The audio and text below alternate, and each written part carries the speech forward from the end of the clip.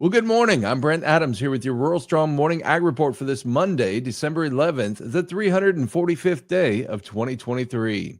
Leading off the headlines this morning, a new USDA agricultural trade update for the 2023 calendar year is showing a value decline for exports as well as imports.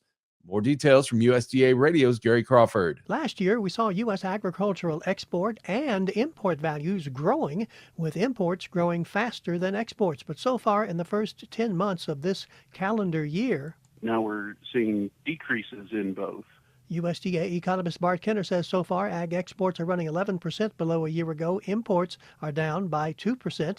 Import values had been growing quite a lot, as you remember, because of inflation and higher unit prices. But Kenner says that inflation has started to ease and volumes are continuing to stay pretty consistent. And so we're starting to see some of that decrease in import value overall as those prices start to come down a little bit. So the overall level of U.S. ag trade is declining, and for exports, soybean sales are down 10%, wheat 29%, corn by 33%, cotton by 35%. Gary Crawford for the U.S. Department of Agriculture. Well, despite reductions in the forecast for Brazil's soybean crop, analysts still expect a record large crop.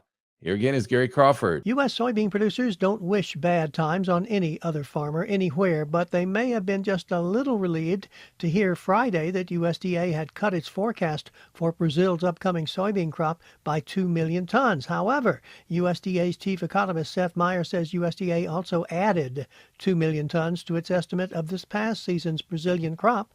And also, while we cut the outcrop by 2 million metric tons because of the current dryness, it's still an increase from the previous year, and it's still estimated to be a record large crop at this point.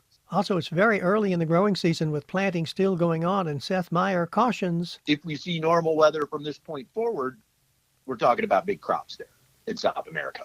This is Gary Crawford reporting for the U.S. Department of Agriculture. And the U.S. cotton crop is likely to be smaller than was expected just a month ago. Here one more time is Gary Crawford. Another downward adjustment in USDA's estimates for U.S. cotton yield and production. A pretty modest adjustment, but it is a downward adjustment on what was already a really low yield, lowest since 2003. Wow, USDA's chief economist Seth Meyer, and yes, USDA on Friday downgrading its previous estimate of average cotton yields by 18 pounds an acre, taking it down by 185 pounds from last year. That would put the crop at 12.8 million bales, 12% below 2022. And to add to the problems cotton growers are already having, we're definitely moving in the wrong direction for global demand for U.S. cotton producers. USDA forecasting a drop in U.S. cotton exports, but also another drop in the use of cotton by U.S. mills. Since about 2000, we've seen a very sharp decline year after year on our domestic mill industry as that milling has gone overseas.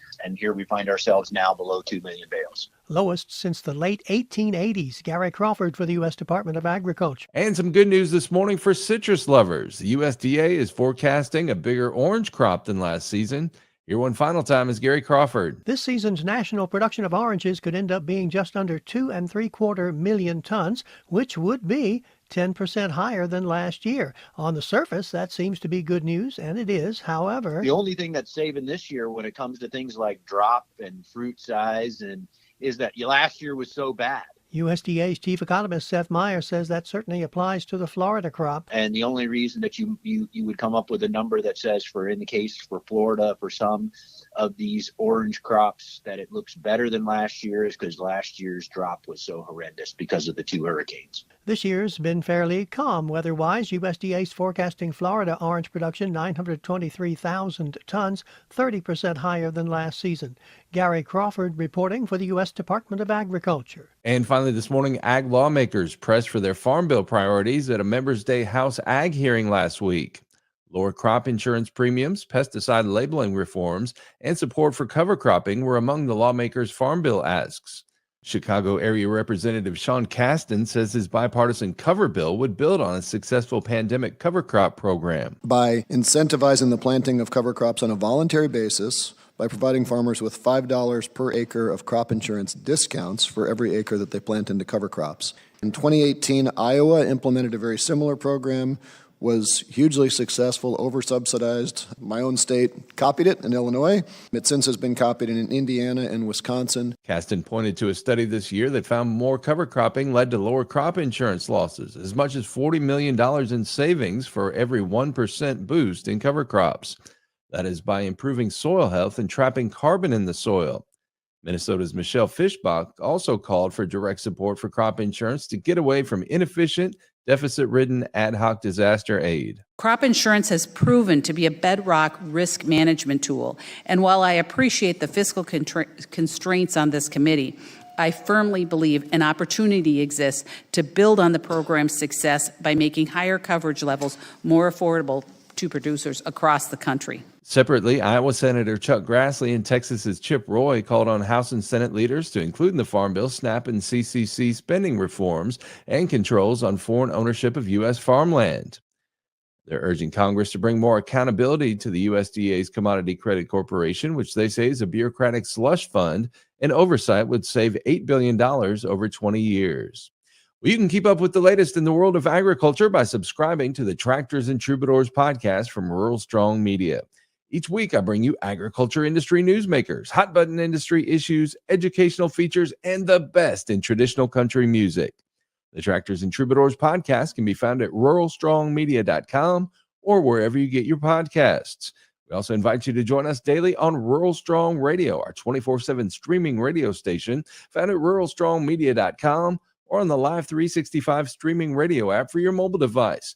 Each day, we bring you our award-winning agriculture programming, as well as the best in traditional country music, mixed in with a little bluegrass, western swing, southern rock, inspirational music, and now featuring your country Christmas favorites.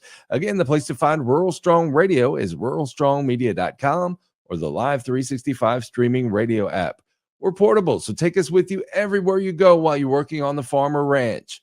We'll get you through those long, challenging days. Well, I'll be back again tomorrow with another Rural Strong Morning Ag Report here on Steve Shetler Media. Make it a great day, everybody.